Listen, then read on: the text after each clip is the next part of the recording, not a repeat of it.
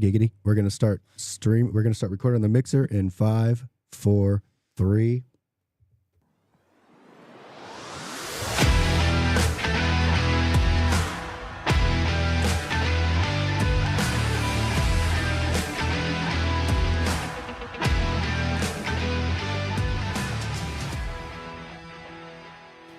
Welcome back to the Black Sheep Recovery Warfare Podcast. I'm your host, John Gallagher, and reunited at last after 3 years. 3 years for sure, maybe 4. 4 years, bro. Yeah. Stacey Leggett is back in the studio. Glad to be We've back. missed you, for homie. sure. Hit the cheers Thank button. It's not gonna be funny now. Yeah. All right, let's. Yes. There we go. Welcome back, Stacey. Thank you very much. We're so happy to have you back. Lord, it's been great though. And It's been great not having her here. Why am I It's here? been great. Why am I even here? yes. No, so we closed out 2024. We had a big year. Our first year was fantastic. It was amazing. We had some amazing events. We had some amazing guests, and we have an amazing guest today. But before we get to her, I have a few announcements. I have a couple of things I want to talk about. So we got nominated for an award. That's big. It is big.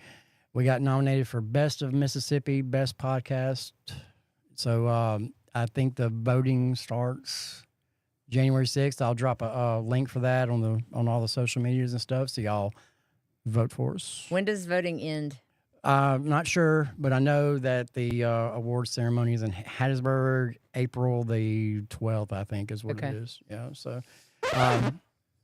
That was the wrong one. wrong one.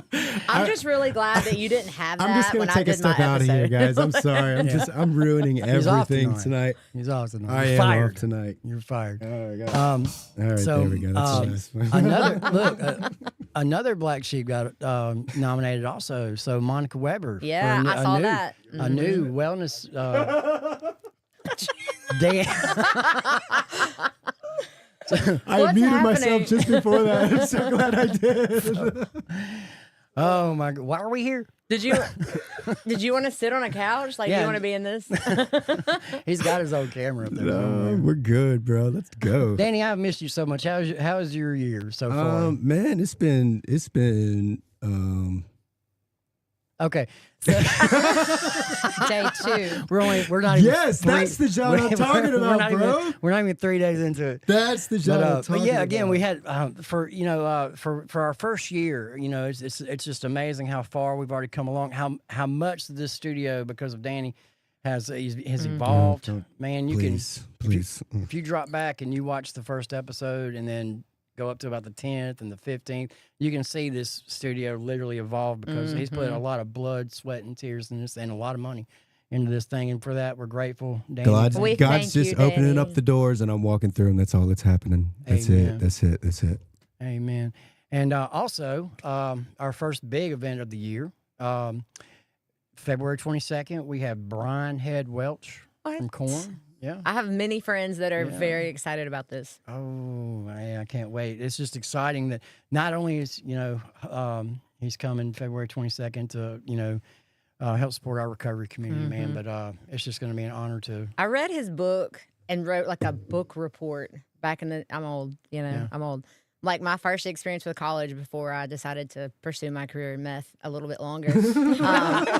Yeah, I wrote a book report and I was like, oh, "This is a That's some recovery. good- This is amazing." That's But some good research. it didn't click, because I was like, "Yeah, you had a bad experience, but it's gonna be different for me." No, what blows my mind about it though is it's like when guy like Brian Head Welch, he I used to I've been to several Corn shows and I would get down there and he was like an idol for me, right? So I'm literally in worship in front of Corn, and now I'm doing that at the events and stuff. I'm down in front like literally worshiping the God and not an idol. So So it's just going to be an honor to have somebody come out of that lifestyle and that caliber that's been doing it for about 12 years, I think. Yeah. And so we're just honored to be a small part of that. So on to the reason why we are actually here. Tonight, the star of the show is a friend of mine. Her name is Amanda Blackwell. She is not related to Miss Ricky Blackwell, who was in here a couple weeks ago. Quick update on Ricky before we move forward. She is currently at CMCF. Over Christmas, she got connected with the worship team in there. So she's singing. She's in there, Wow. she's singing, and she's ministering to the inmates.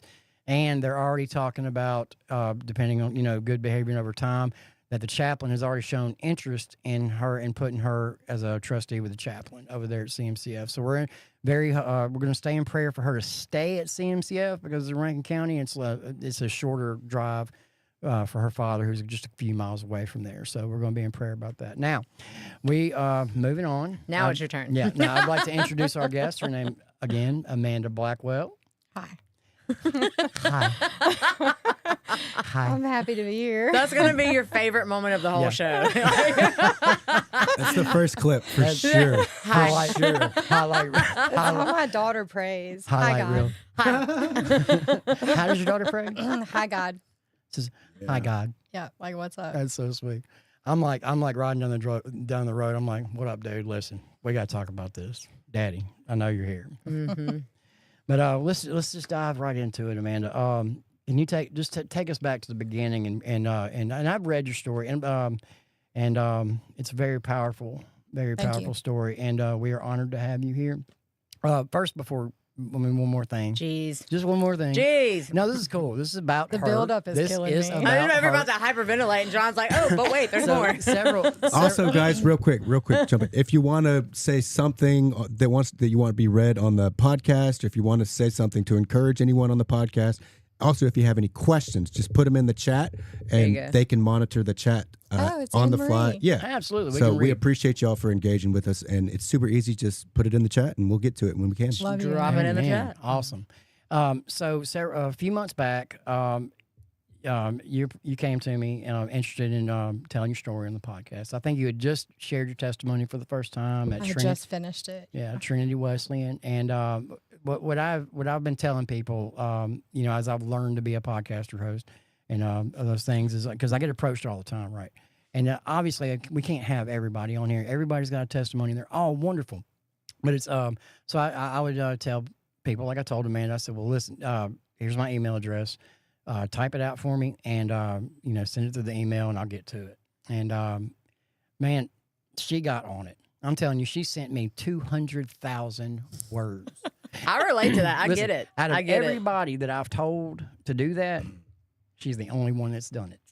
So, Well, thank you. so I know it'd been a couple of months and it took me to get to it. We've been so busy, but I read it.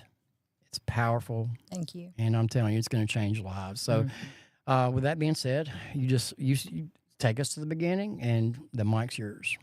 So I grew up in a Christian household, in church, vacation Bible school, all the things. I'm the youngest of three, the only girl. My parents were extra protective. I didn't go anywhere without my brothers. They didn't know that my brothers were getting me to do things, so I wouldn't tell on them. The first time I remember being high, I was probably just a lab rat for my brothers. And my oldest brother thought it would be funny to make me huff gas Oh, out of the Wow, four-wheeler. you jumped right in there. yeah. And I did. And I remember how sick it made me, but I remember being high. And probably the next time that I got high, I'll just skip to that. I was 9 or 10 and I was on Ritalin.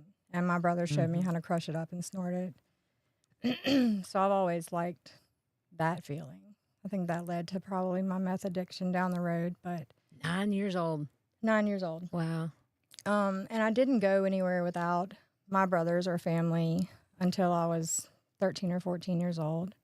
And when I did, it was to a little girl's house that was right across the street. We're all sitting out on the porch, and her dad and her uncle were coming back from hunting, and her uncle tripped and fell on his gun and shot himself. And we watched that happen. He died right in front of us.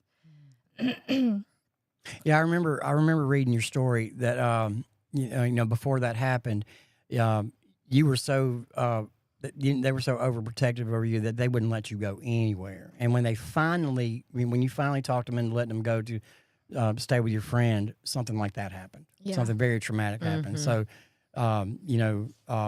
since your mother, that intensified She the instilled overprotectiveness. the fear in me already, but with that happening, yeah, I understood where she was coming from. Yeah. She had traumas of her own, though, that made her afraid of everything. That's a whole, like, we could do a whole episode on that, but just like unhealed trauma from mom or from dad, like that just kind of gets passed on. And it makes sense to them, but when you're next generation, we're still passing on generational fear that's attached to trauma. And then each generation doesn't understand where that fear comes from. Yeah, So it's there's the lots same. of confusion It's the that same with happens. Same with addiction. It's unchecked addiction from your grandfather that goes to the father, like alcoholism to his son, and then to me or whoever. Yeah. And then thank the Lord it didn't get passed on to my younger daughter. Yeah. So But also, as a child, my mother encouraged medication. And if I was nervous, she'd give me a Valium, or that was okay. There wasn't How anything old were wrong with you? it because my mom was giving it to me, like Sure. 12. 12 years old, your mother was feeding you Valium. Wow. Yeah. Well, and she probably thought, hey, you're nervous. Here's And some, she took you know? it. Yeah. She took Valium Yeah. and Ritalin, Speedball, and all her life. Yeah, I imagine that's pretty common. Mm-hmm. It is, and it's from a doctor, you know. But my mom's mom actually watched her mother commit suicide, and it was because her father was molesting her and her sister, my grandmother and my great aunt, and my grandmother found out about it. Great grandmother found out about it and thought that her husband was just cheating on her. But she found out that it was actually him molesting her daughters. Shot herself in the stomach to teach him a lesson. And my grandmother at 5 years old held her fist in her womb to try to save her life. Wow. So that's the woman that raised my mother.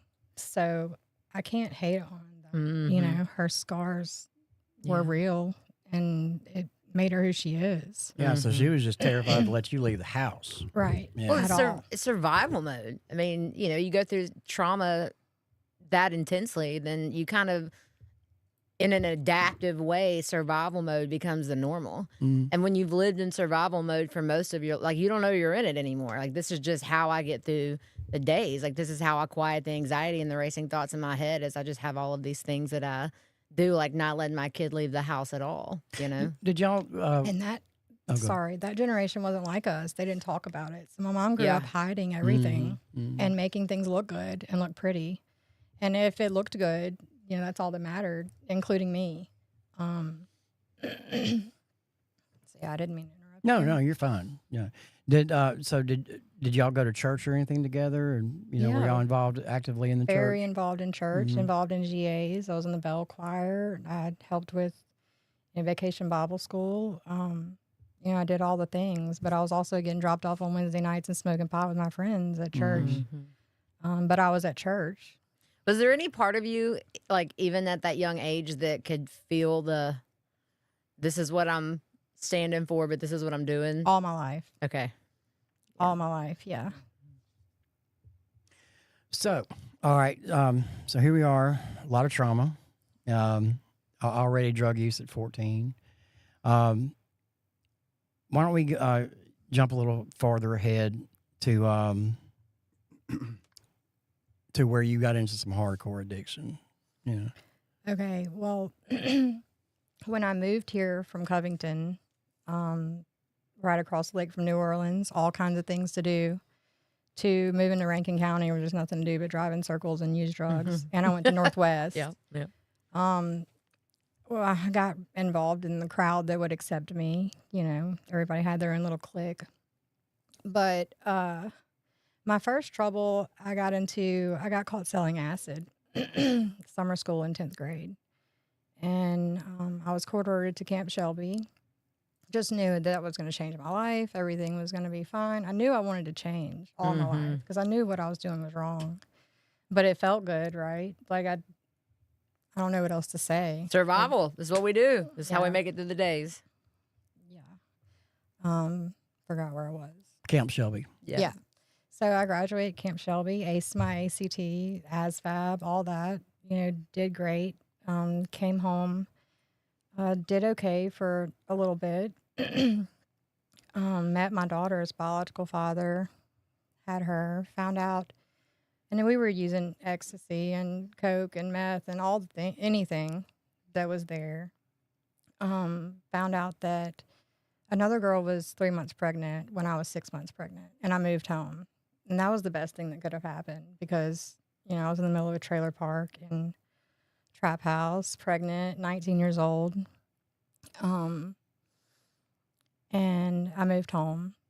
And I did really well for a really long time. Just, being a single parent, I think was one of the easier things that I did. Mm-hmm. Not consulting anyone for decisions and really had my stuff together. I say that. I was smoking pot, drinking, but nothing hard. And I met the man that adopted and raised Mackenzie when she was 5. And we got married. And not long after, we started trying to have a child. I had 9 miscarriages. Wow. And during that time, I also found out that I was really sick with MS. But what caused it was Lyme disease. I got bit by a tick when I was at Camp Shelby. Little bastard. Didn't know what it was. For like 10 years. I had gone to doctors, and I was an addict, so doctors are thinking I'm just drug shopping. Mm-hmm. They're not realizing that I'm really sick and genuinely looking for an answer. So my parents found this specialist, and he put me on IV drugs, IV antibiotics. I had at-home Toradol, Phenergan, Benadryl, like all the things to, put in my port, and probably used too much of that. I would say, yeah. Sorry. That was a laughing moment, but I was bringing my daughter. I connected to it. I was bringing my daughter sandwiches at 3 a.m. and she'd wake up like, "Mom, I didn't ask you for a sandwich." Yeah. Like I was tripping. Yeah, I was. But during that time, I don't know what's harder for myself or my ex-husband, watching me die or me watching him live. It just wrecked us, being sick and having small children. But during that time, he worked a lot, and, I couldn't do all the things. So not naturally, he stepped out, and, we all suffered for it, but he didn't help with my treatments or anything like that. And Mackenzie was there, and my daughter. How old was Mackenzie at the time? 8, 9. 8 years old, and she's having to put stuff in your port. Yeah. Helping me change my chem port. That's a little warrior right there. She's amazing. She is amazing. She's the reason why I'm here still, honestly. Yeah. But even with like all the things that my mom, I say, put me through, or all the things I went through, nothing compares to what I actually put my child through with, my addiction and everything that she had to struggle for when she shouldn't have had to. Well, let's talk about that. All right. So, you've already established she's a little warrior. 8 years old, having to take care of your mother like that, especially and administer, the drugs that she needs to heal her. So from 8 years old, after that, what happened with her? I was on those treatments for about 10 years, but after my divorce, actually about the same week probably that it was final, her biological father got in a car wreck and was in UMC dying.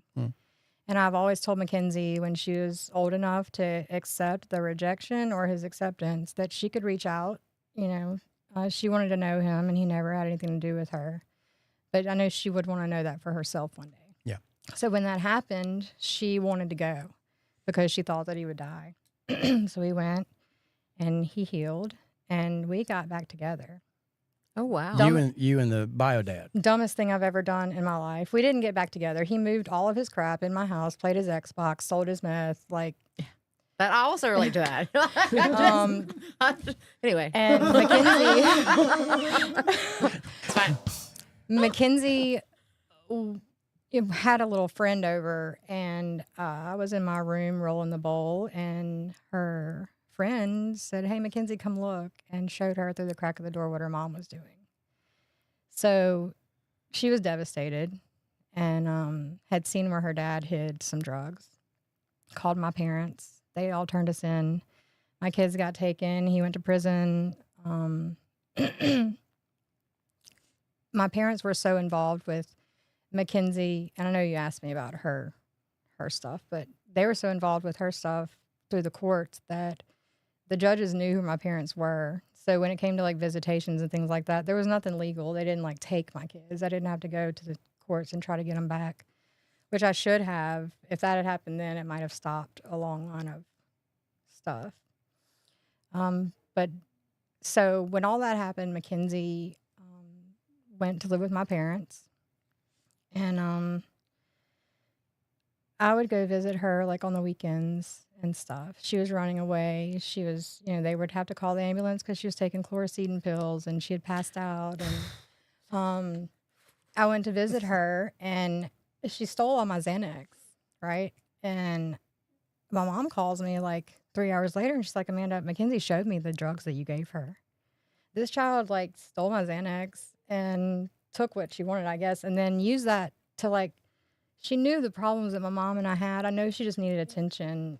I don't know what the real reason behind it was, but at that time, my mom believed her and thought that I was giving her drugs. And at that time, we had not used together. Mm-hmm. But on down the road, let's see, they caught her and she went to rehab. And she got sent to rehab at Sunflower Landing in North Mississippi. And she called me and wanted to leave. At that time, I didn't know anything about, making them stay or tell them no or tough love. And she convinced me that, and I'm still not supposed to be with my child. Like, she's still in the custody of my parents. She convinced me to come get her. I panhandled all the way to North Mississippi to pick my kid up. Get there and she has another child with her that left rehab. And what do? I bring him home. My parents are looking for my daughter for months and she's with me. Wow. And I hid that and she hid it. And the guy that I was seeing at the time said, you can't just hold your daughter hostage. Like, you're going to have to let her go somewhere. Like, she doesn't want to go anywhere. She wants to be with her mom. And he ended up calling my parents and telling them that I had her. Yeah, so that was a whole thing. I have a thing. Go ahead. I have a thing. That's it. That's my point. At you. So you go. Somebody please lead me because I'm. Well, no, but we're talking a lot about what's going on outside of you. Right. What's going on inside of you while all this is happening? Like, where are you at emotionally, mentally, every day? Devastated. Doing anything and everything I could to fill that void of being a failure. Like, I failed my kid, right? But that only that was nothing. I just thought it was bad that I was a failure when she was in rehab. And during my addiction, I became addicted to gambling. I think it goes hand in hand with meth. And it shoot up and spit out every other addiction I've ever had. Like, if I had money to gamble or get meth, I would gamble to get more money to get meth. Like, it didn't matter. I was going to gamble. And I was at the casino one weekend and she called me. And we had been using a little bit together. She had found my stuff and used it without me and had been in some stuff. So I felt like she was safer at home with me getting high than, God, this sounds awful saying it out loud, than running the roads, right? No. I can almost 1,000% assure you that goes through a lot of addicts' parents' minds. Is like, at least she's home with me. Well, I was gonna say, like, all of the clients that I have that used with their kids, I mean, that was almost identical to what they thought too. Yeah. It's like, well, I know this is dangerous, and at least I can see you with my eyes, and I know where you're at. So this must be a better alternative. Yeah. And when I was a teenager, my dad would ground me and buy a 6-pack, and we'd play rummy. Yeah, to keep me home. When I was growing up, from the time I was 12, what sparked my alcohol addiction, I was hanging out with my grandfather all the time, and his attitude toward it was, at least he's with me, I can keep him safe. He's not out doing something crazy, something stupid. So I was gambling one weekend, and she called me and says, "Mom, I hit a lick." And I said, "Stay right where you are. Don't move. Like, I'm coming home." And I don't know what in me didn't let me leave, but I didn't leave. And she ended up breaking into my next door neighbor's house and stealing their guns. And she was already on probation for stealing a car charger out of a Walmart parking lot out of someone's car. And she had an auto burglary charge, was on probation, had absconded, hadn't reported. But that weekend, I didn't come home. And she did that for whatever reason. She says because she was hungry, but I know it's not. But she went to prison, and I didn't see her again for 5 years. So, was there a point in all that, knowing that you were using with your daughter and things like that, that you came to a moment where this is just enough? I need to get clean, or we need to get clean, or did that conversation ever take place? I wanted to, but I think I was scared of what it would be like. I don't know what stopped me. I know in the back of my head that I wanted to stop that. But once the pattern was started, there's so much momentum behind it that it's like, I have a thought, but where do I? Yeah. And she's selling fake acid to people, and, people are knocking on my doors wanting money. And I mean, there were really dangerous things going on that, we shouldn't have been involved with. What was your health like at this point? She's, how old is she at this time? 18. She's got to be over 18. Oh, 17. So, you'd been through a gap of about 10 years. You're still dealing with medical issues, right? Yes. Well, after I went through my divorce and I started dating this toddler, I couldn't take care of myself and the toddler and all the messes Hold on. Let me. There we go. He's digging for gold. I'm a nerd. I'm sorry. He's literally digging for gold underneath my master bathroom cabinet. And things man. Okay, I have done. These are things that I've done. I think we were together. I think we were all there together. Like I got convinced one time. I was staying at this trap house in South Jackson one time, and I tore all the sheetrock off. They would have shot me in the head before I tore anything off because the wall. I knew I had it in my head that there was gold in them walls. Wow. No, that's not my experience. Yeah. I sat very quietly on the couch with all the big drug dealers, and I was like, "Are we good? Are y'all good? Are we all? Everybody's fine. We're good. Okay. Just wanted to see." I destroyed the bathroom at the Baymont. I don't want to say the name of the hotel in the lobby with a 3-inch knife because I thought somebody hid $100 bill in there. I did about $10,000 worth of damage. I've got one better. Jeez. Let's hear it. Okay. So said guy and my daughter were left at home alone.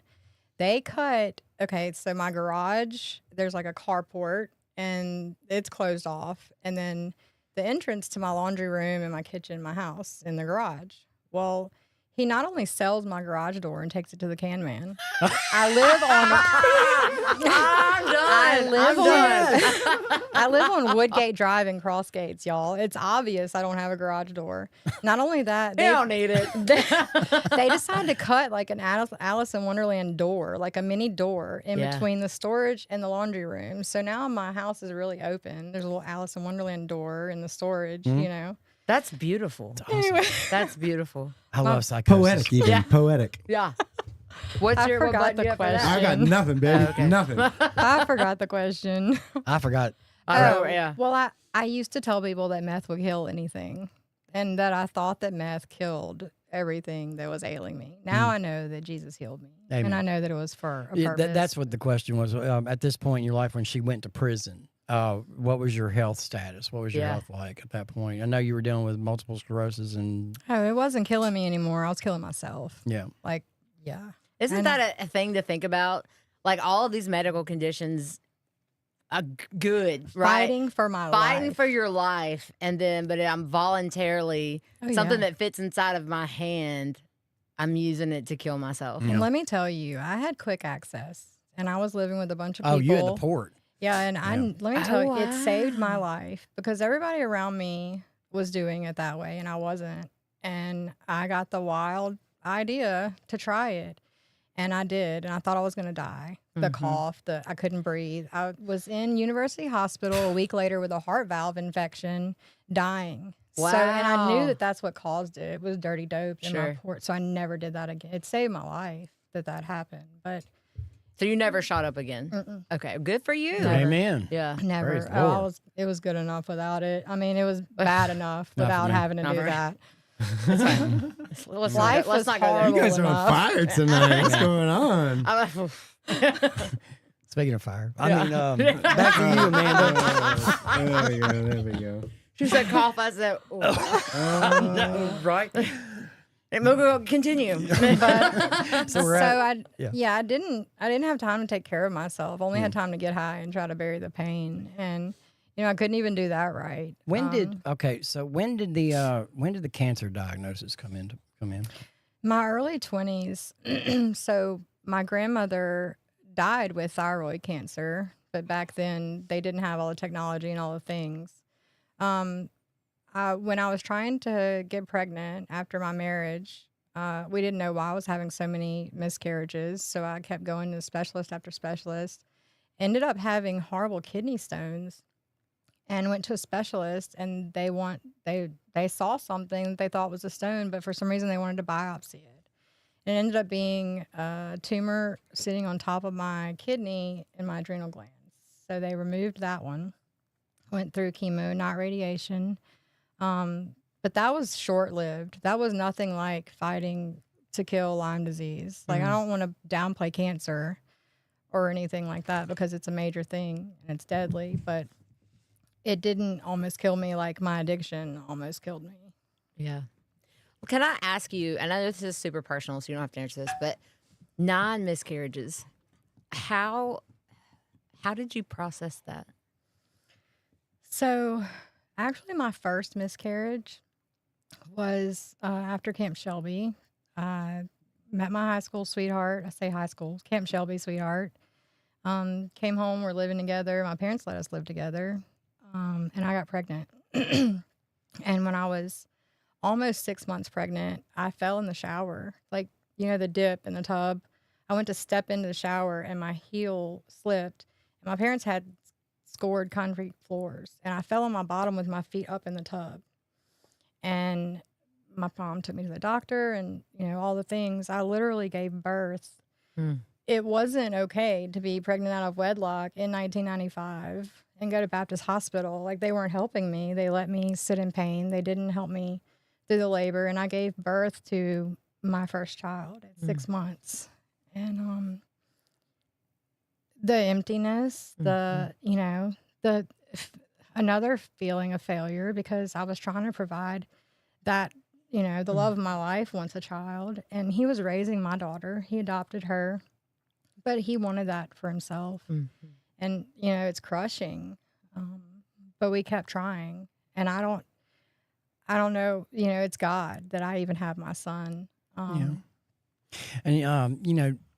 this is my belief, and I know a lot of people share this belief, is that when you, because of your obedience and your faith and your trust in the Lord, that when you do walk through those pearly gates, you're going to have 9 kids. But also, waiting what on would you. I do with 9 kids right now? Yeah, right. Well, I mean, I genuinely screwed up the 2 I have. And we're all laughing at that. And it's not funny. It's not funny. funny. I mean, It's what else not can we funny. do? But just like here, at Black Sheep, we believe that people overcome by the power of their testimony and the blood of the Lamb. So, Absolutely. and If we didn't make light of it, you guys, we'd Right, be sitting here exactly. crying. Oh, absolutely. Like, you're in a room yeah. full of comedians right now. I'll never forget when I first started going to college. This is totally side note, commercial break, but I was a decade older than all of my peers, right? And when I let that first crack joke out, like they were so like they didn't know what to do. I was like, no, we laugh. It's okay. Past tense. Like, we don't smoke it now, but there's a lot of good stories. You know what I mean? Oh, So yeah. it took them a while to get you. And then the teachers, I got the teachers on board. And you never knew it was going to come out of my mouth. But, definitely laugh about it. Definitely. I have to. Yeah. I'm That's fine. sorry. The first crack joke. Hey, do the symbol. Go ahead. Which one do you want? The symbol. Didn't- Yeah. Okay. Here we go, everyone. This is the joke. You. This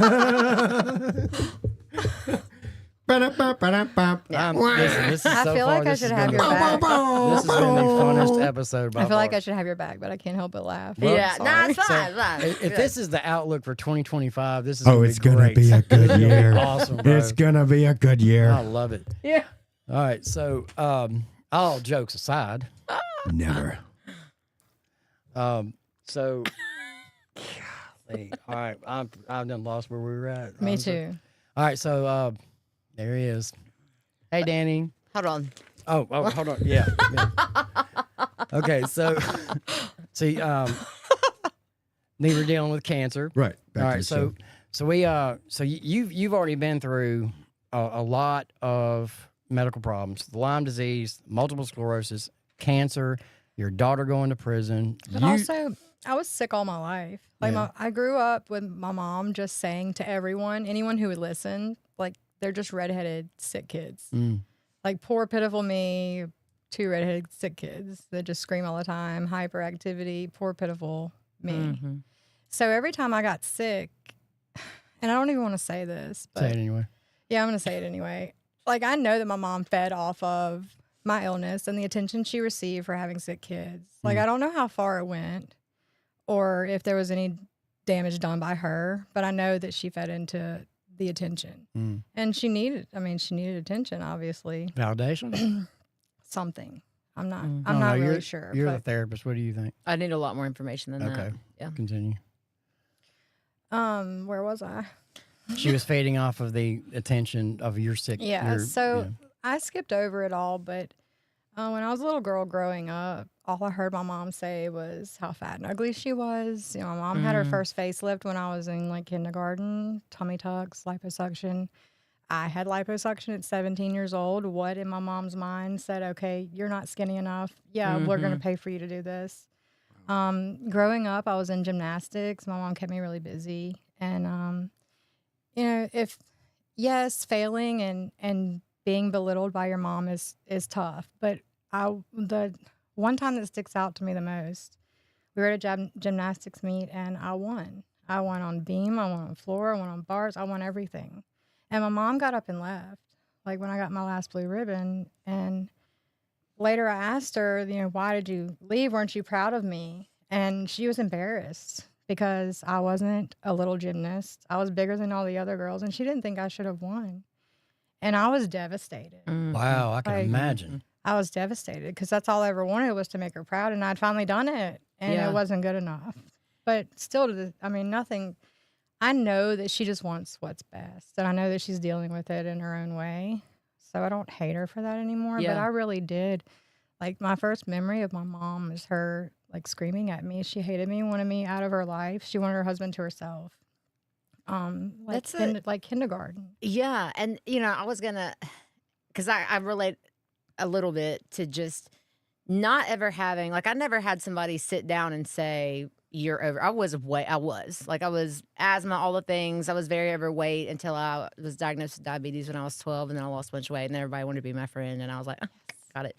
But I saw, like, I would see my mom critique herself. I would hear the way she talked about herself, right? And I think even as little kids, we inadvertently pick up messages from the people that we're raised with, you know? And so if that's the way that mom is looking at herself and talking about herself, then I'm supposed to judge myself in the same way. I do it every day. Every day. In the mirror. Every day. Yeah. Yeah. What was it like? What was her reaction to when you didn't win? Oh, it was my fault then. I mean, it was my fault. I wasn't pretty enough, smart enough, skinny enough, agile enough, in shape enough. And my mom was in Shape magazine also. I mean, valedictorian, Rose of the Year, like, you know, all the things that I never lived up to. I didn't care to. I didn't want to. Yeah. Like, Here's what I'm hearing. That's what I'm hearing. So even if you did well, even if you did win and you know you were victorious, and or even if you lost, you still lost. Either way. still to this day, Yeah. I don't try because if I try, I might fail.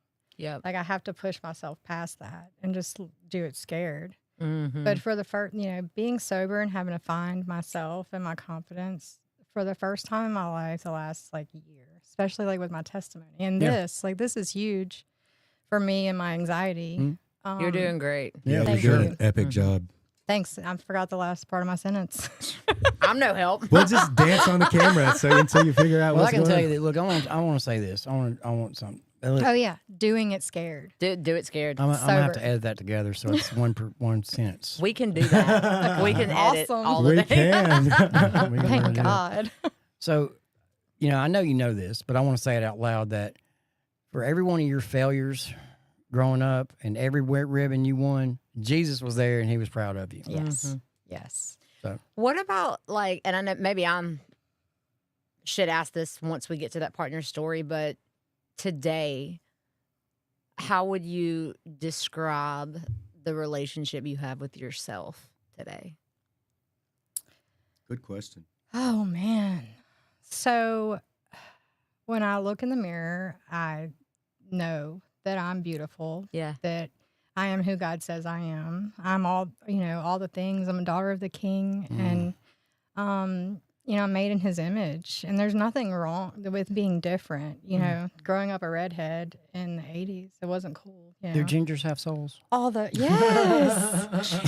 but look, We're like having in a serious junior moment right now. in junior okay? high, like all the fire in the hole joke, like Oh, yeah. it's not cool. It's not like you already feel like out of place. Yeah. And then with my anxiety and depression and all the things that I was going through already. But I like who I am today for the first time, ever. Yeah, I love who you are. You're an Yeah. amazing Thank person. you. Yeah. Thank you so much.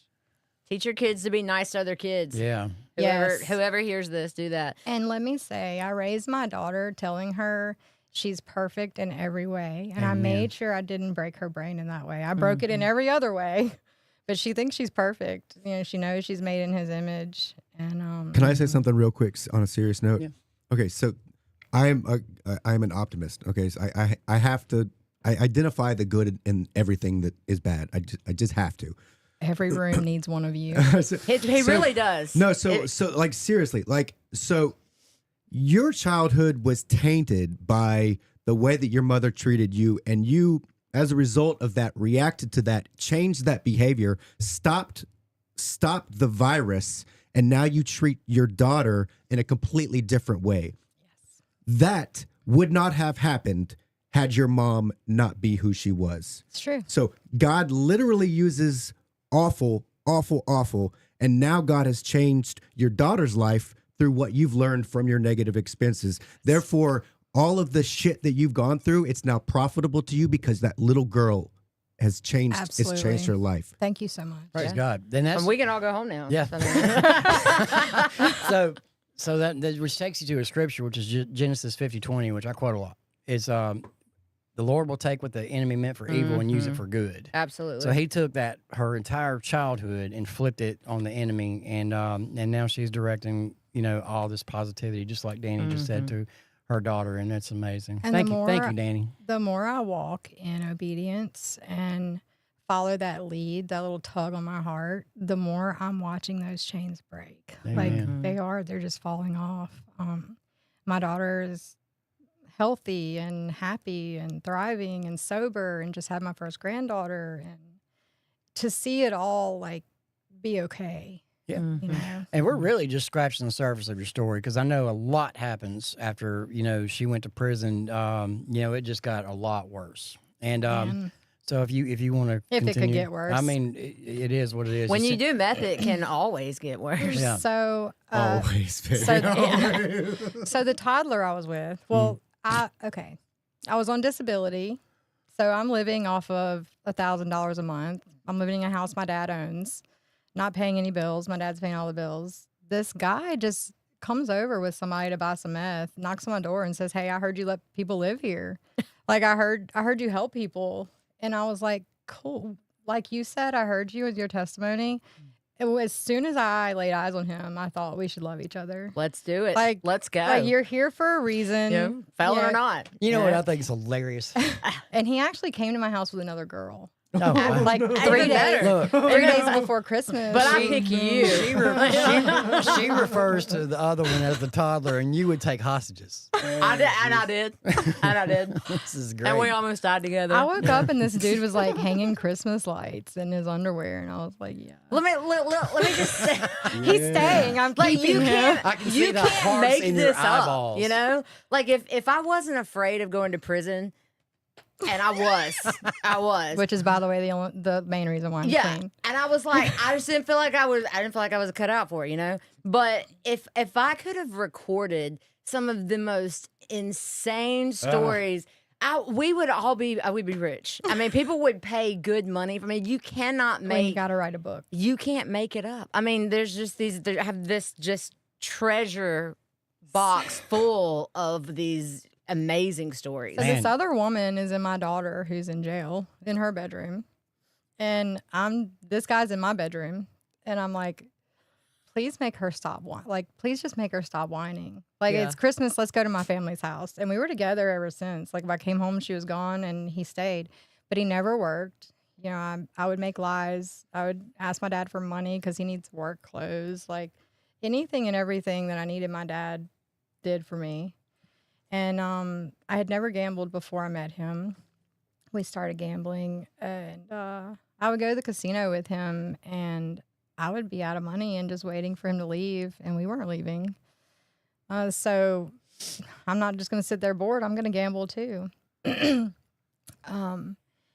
So being smart, I guess, or dumb, I figured out how to make my own payroll checks. Like, it started with personal checks and just getting anybody and everybody to cash stolen personal checks. And then I started making my own payroll checks, going into Louisiana to do it, cashing them anywhere and everywhere, have my daughter in the car. And when it all got so bad, I was in Tallulah, Louisiana, gambling. And we had just tried to cash a check. And I was trying to tell him, like, quit being like, get out of this car and go do it, or I'm going to go do it myself. Like, you have to do something for us. Like, please go break the law for us. I'm tired of doing it all myself. Like, man up and grab your balls. Like, this has to be done. Okay. But it didn't work.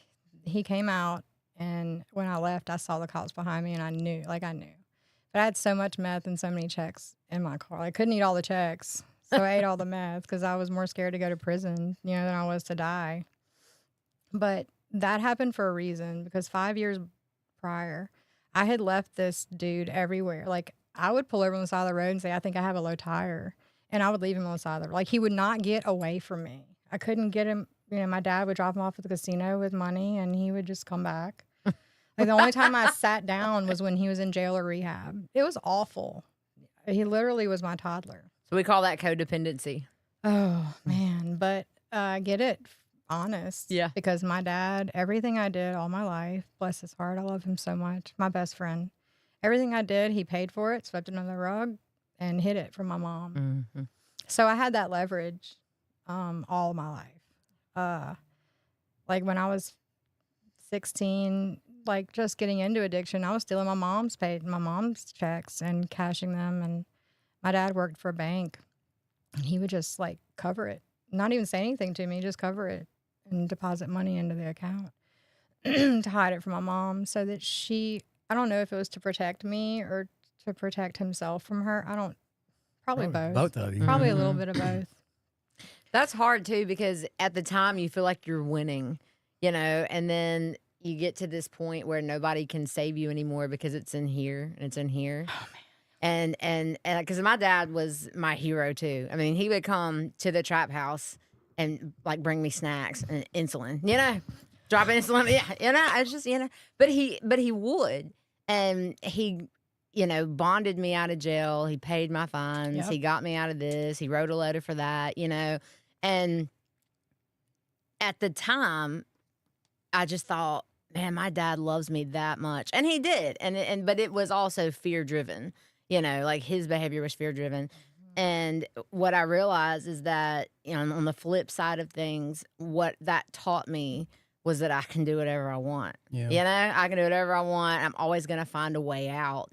And I think, and this was revelation for me, like, going through my, ex-boyfriend's suicide and going through my car wreck and things like that, those were traumatic enough on their own. But those were some of the first few times in my life where I could not do anything to get out of it. Mm-hmm. I couldn't bring him back. I couldn't fix my face. And so, like, the ability to accept, like, I could not accept anything because we can do something about it and we can change it. I can get out of this. And I couldn't get out of that. you know, and it just made the trauma so much more intense for me. Yeah, for sure. Mm-hmm. That's when I changed, though. Yeah. My dad, I didn't know until later when I was in jail in Louisiana. So I had 4 felonies, counterfeiting, forgery, crossing state lines type forgery, and then the drugs. And I got there. My dad sold my house to pay for great attorneys to get me out of trouble. And I was there about 6 months, and all my charges got dropped to misdemeanors. And I was begging my dad to get me from jail. And he said that he was coming and that he would get me. And he got there, and it was taking forever. I'm like, he's not here. He's not coming. I called him, and he said, Amanda, they said, I can't get you. I said, all right, well, what are we going to do? He said, well, your probation officer knows where you are. Well, at the time, I didn't know. My dad had actually called probation and told them where I was to save my life. Like he had had enough.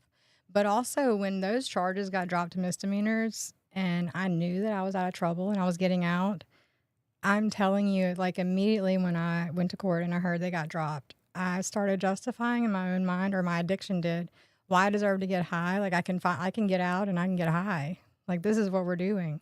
But the whole time I was in jail, I knew that that was not what I wanted for my life, and I wanted to change. But as soon as I thought I had like a second, you know, to get high, that's what I wanted to do. But God had other plans, and my dad didn't get me. I got sent to Rankin County, and I was there a day, and the next morning, and I knew I was there on probation hold, but I didn't know I had any like other charges. And they served me with a secret indictment for distributing. Wow. The second morning that I was there. So my parents had already worked out with like my attorney, and the attorney worked out with the DA that I would get drug court and not serve any time. And my dad was trying to get me out to get me into rehab. And the judge, I guess, found out that I had this other charge, and he had already sentenced me to drug court. So before that hearing, like my mom wrote this letter, like begging the judge, you know, to give me a chance because I deserved it and I was worth the fight. And hearing her read that letter in court, all my hate for her, I don't know what happened to it. Like it just went, the healing began in that moment when I saw her fight for me, for my freedom. But he sentenced me to drug court. All my charges, I had 7 felonies. I have 0 on my record today. Like if that's not God, What are you feeling right now? I don't know what is. It's an amazing feeling to have been through like everything I went through that I put myself through. Like nobody else did that to me. And I worked my butt off like to get it all gone and to change my life. And it's, you know, part of the reason why I keep going is because my daughter says that she wouldn't have had a fighting chance, you know, if I hadn't gotten sober. But also she didn't even believe it. Like, but that's what keeps me going, is knowing that she would have never had a chance, and she doesn't if I ever get high again. Like never. So there's always in these testimonies and these episodes that we do, there's always this pivotal moment in the story where it comes out of Ezekiel 37. It's where God takes that heart of stone and replaces it with a heart of flesh, and he puts his spirit in you. Can you tell us that story? So like as soon as I got to prison and I sobered up, I heard God. Like, and I had always, it was like, I should have heard him. Like he was there. I should have heard him because I knew him. Like somebody shouting from 3 rooms down. Yeah, but Yeah. not really to me. Yeah. Like, why would he be talking to me, right? But when I was there were other girls there that were there for life. Like they were just in bad situations in the wrong place at the wrong time, charged with murder and didn't do it. You know, but nobody did it in prison, right? But we prayed We're together. all innocent here. And we, you know, Jericho walked, and we, you know, did all the things. And for the first time in forever, honestly, all my life, I was sober enough to hear and feel the Spirit. and, just knew that I was going to let him transform me into what I was supposed to be. But I think I skipped to the good part too soon, probably. But You're good. God help me. You're in prison and you are now sober enough to hear and feel Okay. the Spirit of God. So we got a list of rehabs, and I'm not even in Mississippi. I don't know how Jacob's Well was on this list of rehabs, but it was the only program where, one, I could smoke. I wasn't going to Teen Challenge. Amen. And I don't word fast. Like, I don't fast. Baby, I tell you all about it.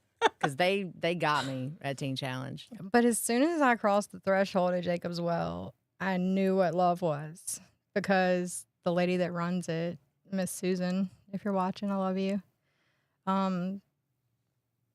She just loved us through it. She didn't hate anybody for what they were going through, didn't judge us, didn't see us any different for what we had been through, and she didn't live that life. But being sober and being there and having all the strict curriculum and the morning devotion and afternoon devotion and just pounding Jesus into me all the time is what I needed. Squirrels. So now, getting back to when you were in prison, I remember, reading your story, and this really jumped out at me in your story. You said you mentioned feeling free for the first time in prison. Yeah. Can you elaborate on that? Well, you can't get much lower than prison, right? Mm-hmm. I mean, it was done. Like, might as well start here and make something new. I couldn't make it any worse other than being dead. So I didn't have any expectations for me or my life, and nobody else did at that time either. I'm just a screw up at this point. So if I do well, it's great. And if I don't do well, it's not a surprise. So I just, went with my heart, and but feeling like I couldn't fail anymore was the most freeing feel. Like, I can't mess up. All my mistakes are made. For me, the day that I got arrested, the last time I got arrested, when they were transporting me from Richland to Rankin, and I just had this full deliverance in that holding cell in Richland. But all the way over to Rankin County, I was smiling ear to ear because I knew it was over. I knew something huge just happened to me in my heart, in my soul, in my spirit. And I knew that part of my life was over with. So for the following year, I walked in freedom for the first time in over 3 decades that I'd been in addiction. And, obviously there were times that I knew I was in prison. But for the most part,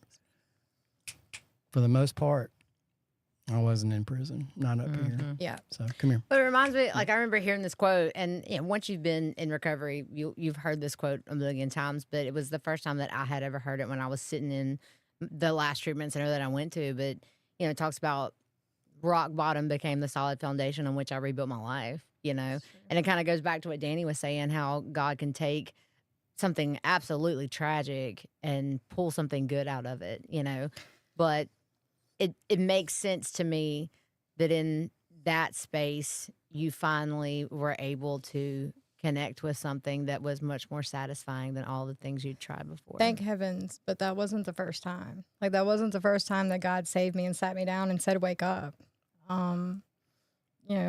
Being arrested at 16 for selling LSD, I had attempting to overthrow the government charge as a juvenile. Can you hold on? I'm like, is that a charge? It is a charge. Oh. Wait a minute. So, can you tell that story? Attempting to overthrow the government? Yeah. Okay. What was your master plan? Okay, so my parents had gone on vacation, and I was staying with my friend named Wincy. She's gone from addiction now. She's passed on in better places. But she gets the bright idea to make business cards, but I don't know about it. She's got Amanda Moak, LSD, my pager number, my cell number. So I was at summer school at Brandon. I went to Northwest, but I had to go to Brandon for summer school. And I get a page, and the teacher takes my pager And I get it back after class and I go call, and it's a detective, and he's saying, "We're outside. Like, you need to come on and come talk to us. Your mom's out here, yada, yada, yada." So I walk outside and they handcuffed me and they're towing my car. My mom slaps me in the face with handcuffs on. You know, she's devastated, embarrassed. Um, but I got charged as a juvenile. It's not a drug charge if it's LSD. It's attempting to overthrow the government. I don't understand it. I don't get that. I don't understand it either, but I became best friends with a guy named Doug Rawson, who was over the juvenile drug court at the time. And he got me court ordered to Camp Shelby, and my record was clean as long as I went to Camp Shelby and then went to college after. I think it's hard, though, at 16, which, I mean, I guess not for everybody. It was hard for me, but that's because I don't catch things the first time. But like, it's hard at a young age to really see consequences as consequences. Like, when I was court ordered to Whitfield at 19. And I remember while I was there, I pulled it to, like, I just pulled it, the tooth just came out, you know? And it was like, but I still didn't feel like I was experiencing negative consequences for my behavior. There were just a bunch of people in my way of what I really wanted to be doing. But I had loads. Like, you just got court ordered to the state hospital at 19. Like, there's some stuff going on, you know? But I wasn't able to see it as consequences until much later on in my life, you know? Yeah. Only thing that I can think of as far as getting charged with attempting to overthrow the government with LSD is that A book. what, an anarchist cookbook? No, I mean, I know that the anarchist cookbook, if you had that back in the day, they could charge you with attempt to overthrow the government. But with LSD, I guess they think you're going to brainwash a bunch of people. So what had happened, this kid named Adam Pate was streaking through cross gates. Sweet. And when they found his clothes, they found my business cards. And that's how I got caught. I didn't even know they existed. Wow. But also, I was working at the YMCA at the time, and I was working the front counter, and people would come in to swim or play tennis that weren't members, and they'd have to pay cash. And I was taking the cash. Like, I was embezzling from the YMCA at 16. My mom was a weight trainer there. She got me out of trouble when I got caught. But again, another consequence I should have had that I didn't. They got fixed. But also, not just my health problems, but the things that I did in addiction that should have killed me and didn't. I fell asleep on the way to Vicksburg. Let's talk about your health for a second. Okay. How are you health-wise now? I mean, you had you had cancer, multiple sclerosis, Lyme disease, all these other things. Was there anything else? Lots of things. Let's talk about that for a second. Okay, so during one of my miscarriages, well, I had smoked everything all my life, so no surprise my lungs were garbage. During one of the surgeries after, they were doing a DNC and they put too much CO2 in my belly and it collapsed my lung. So they sent me home and I dealt with that for like a couple of weeks. I knew something was wrong, but I'd never felt that before. Like, when I would bend over, I'd feel it flap and hit my chest, stand up, and it would hit my back wall. And I went in and they found the collapsed lung and they did the surgery, and like everything I've been through, that was probably the worst because it hurts to breathe, it hurts to laugh, it hurts to. But that healed okay. Everything heals, you know. I do have scars. You know, it's horrible. I don't like to look at myself naked in the mirror, but I've got scars all down my chest from having Kim ports and. But the way I feel today, like, I'm okay and I'm thankful for being here. So I don't feel a lot of the pain, you know, but I don't let myself. Like, that's one thing I will not do. Even in sobriety, I will not stop because I know that that's when I'm going to feel. So I don't let myself. So, I mean, of course, we're never healed, you know. Well, and I was just fixing to ask you. So you were talking about being at Jacob's Well.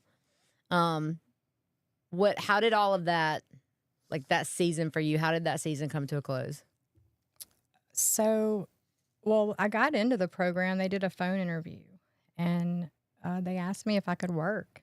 I had been on disability for 15 years, but I was gambling 24/7. I can gamble 24/7. Yeah, sign me up. I can work 8 hours a day, 6 days a week. I didn't factor in the fact that I was on meth, like, you know. But I get there, and it was really hard for me because I didn't have the drugs and I was feeling all the things and the pain and not being in great shape. I was emaciated when I got arrested, down to like 87 pounds, and I gained 100 pounds in jail, literally a whole person in jail. So I get to Jacob's Well, and I'm supposed to work. Like, it was a struggle. But about 4 months through, I fell in the shower and I broke my foot. And I hid my illness like the whole time because I heard them say, like, I heard them tell other people, we don't accept sick. Like, you can't come here if you're sick. We don't give medicine. We don't take you to the doctor. We don't do any of that. So it was God that I ended up there anyway, because they wouldn't have accepted me had I told the truth. I'm glad I lied because it saved my life, but I didn't graduate. I went home and I was still in drug court. Thankfully, I had that, what's the word I'm looking for? Accountability. Yeah, the only thing I knew is I didn't want to go to prison. And so I didn't graduate, and that was kind of disappointing, but also I was like, thank you, God. Like, I get to go home. I'm healed anyway. I'm just going to go home. And being sober and not having any friends and living in Rankin County, right where I grew up, around all the things, it was really lonely, but I just let myself sit there. And when I stopped taking all my treatments, at the end of my illness, when I met the new boyfriend, I had gone to the doctor and I told him, I'm not taking this poison anymore. Like, this is it for me. And he said, this is your last prescription. And he had never prayed with me or anything before, but he gave me a prescription, and I don't know the verse, but it was be still and know that I'm the Lord. And that was my last prescription that doctor gave me. But I didn't know what it would mean until, much, much later. But when I got home from Jacob's Well, my daughter was still in prison for about a year. And I knew the whole time that she was there that was something I needed her to go through. Like, if we were going to be mom and daughter and I'm going to do this thing right, like, I need you to get well too. And I knew I had been to that place and that it worked for me. So it was something that I, wanted her to do. In what way has your faith helped you rebuild your life and relationship? Thank you. Particularly with your daughter. Thank you. Thank you so much. Okay, ask it again. Okay. In what I was way? fixing to land. I was going to land the plane. She was. I could see it in her I was eyes. hoping I could there. see it in her I was eyes. hoping to someone Yeah, would. we were about to. But do your thing. Ask your question. What is it? Yeah, go on, John. I just knew I Jeez, wasn't jeez, landing it. Yeah, ask the question. What was it? Go on, ahead. John. Share it with us. Did you want to share? Just Yeah. make it an easy one. It isn't easy. Okay, good. It's easy. In what way has your faith helped you rebuild your life and relationship, particularly with your daughter? And then I got two more questions. My faith. Yeah. In what way has your faith helped you rebuild your life? Do you and need a copy? relationship Yeah. with your daughter? We are robots. Um. Come on, I'm playing. Okay, let me just say, I know it's God because there was so much resentment. Mm. Like, when I got in trouble, my daughter told me she forgave me before I messed up. So, like, I knew that I could build on that because she forgave me. But just knowing that, I don't know if you're about to cry Yeah. or not. If you are, No, Audio Alchemy Productions about to provides cry. tissues. I Just to am the brain dead. My faith is all that has shaped my relationship with my daughter or helped me Amen. repair my relationship with my daughter. You just nailed Thank that. you. did so good. nailed That's it. It was only my faith. Now, I'm gonna Nailed it.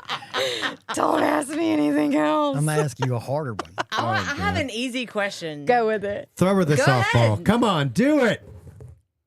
For someone currently Jeez. in active addiction, what would you say to offer them hope and encouragement? Furthermore, what are your thoughts on the quadratic equation and how it can be applied to your life What in he said. recovery? What he said.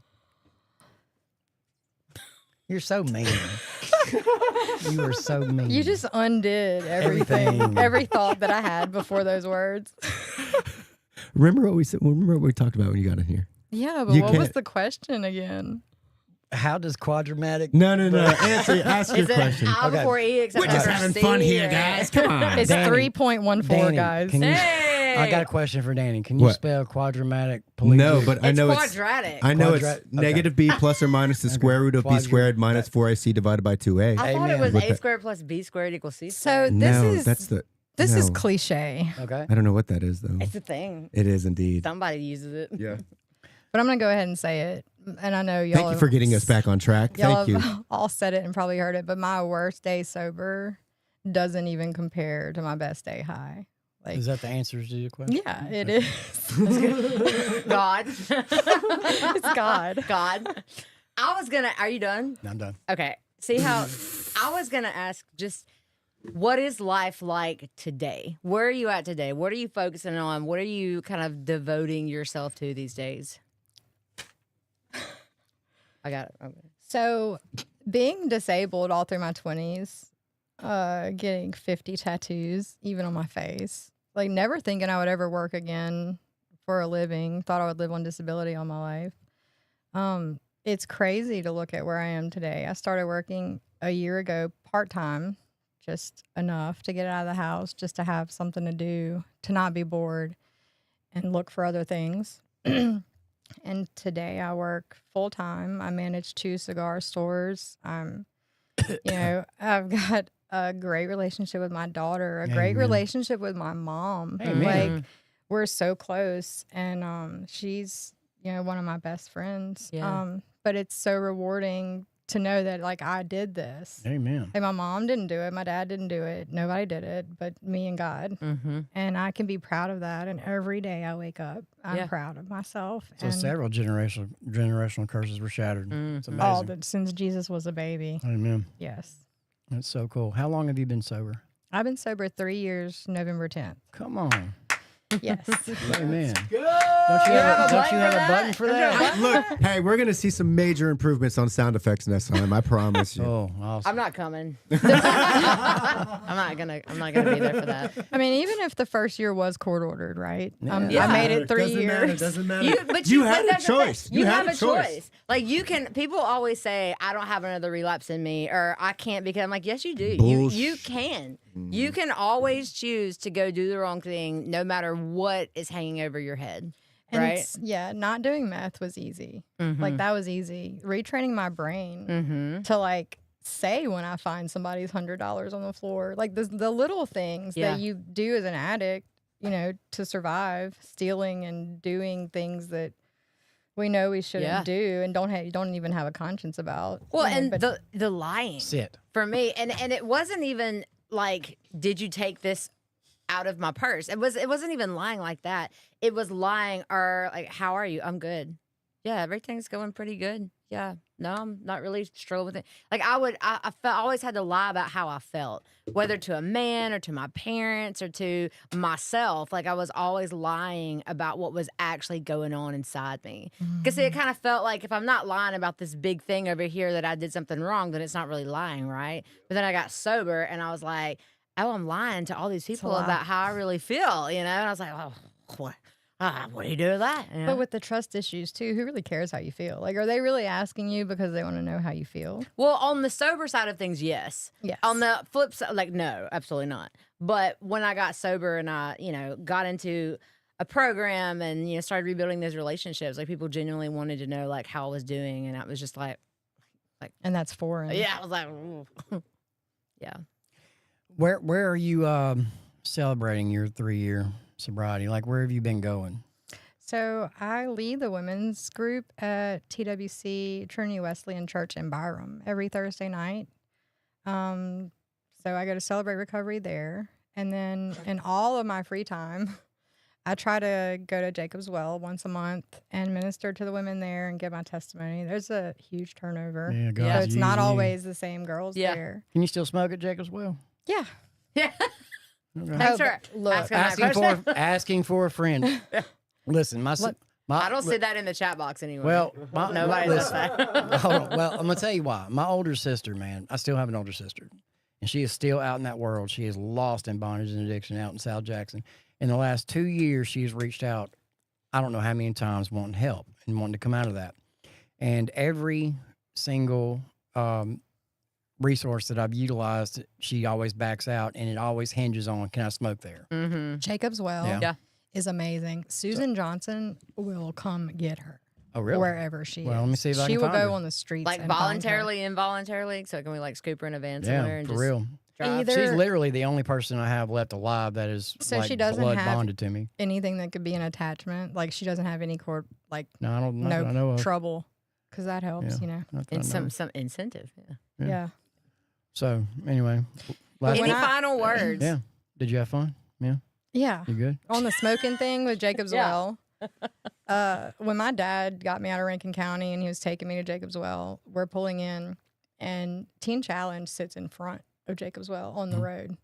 And we pulled up and I said, hell no. Like, this is a trick. Your trick. This is not, I'm not going here. This is Teen Challenge. I can't smoke here.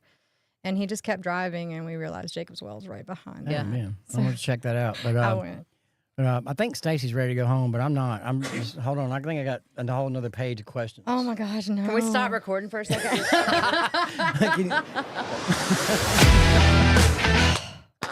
I thought that was it. Okay. I think I Okay. just talked in circles, y'all. Yeah. No, you did great. You did. You did. Listen, you did an amazing job. Do you have any final thoughts or anything you'd like to, some shout outs? I'm Anything? just so happy to be here, you guys. Mhm. Like I am. I'm so thankful to be not only physically able, but have my wits about me. And, you know, wow. That was so rude, Spirit. She don't care. I'm just Spirit. happy to be here, and it was an honor. Thank you. Thank you y'all so for It having was much. an me. honor to have you. Thank you you so for being much. with us. Thanks for coming, and we'll see you next time. Amen. But